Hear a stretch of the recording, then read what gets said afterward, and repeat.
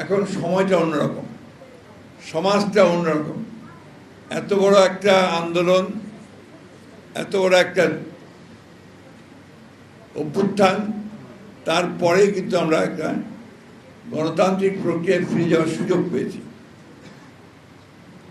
আজকে আবার অত্যন্ত পরিকল্পিতভাবে শুরু হয়েছে সেই প্রক্রিয়াটাকে ব্যাহত করবার একটা প্রচেষ্টা, উদ্যোগ আমি দেখতে পাচ্ছি।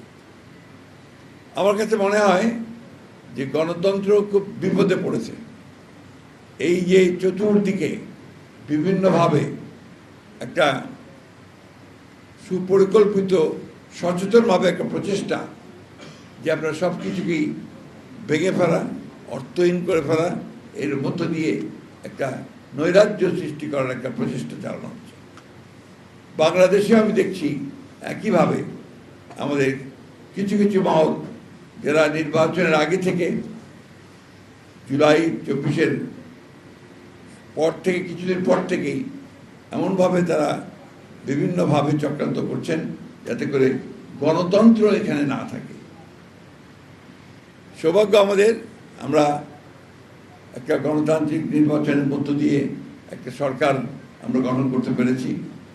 এখন এই সরকার দায়িত্ব হবে খুব দ্রুততার সঙ্গে আপনার এই যে চক্রান্ত, সেই চক্রান্তকে চিহ্নিত করে সঠিক খাতে এগিয়ে যাওয়ার চেষ্টা করা।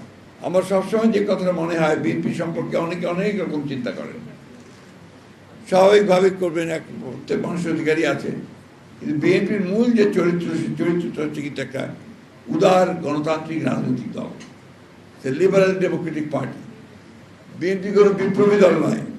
কেউ যদি বিএনপির কাছে বিপ্লব আশা করেন তাহলে ভুল করবেন।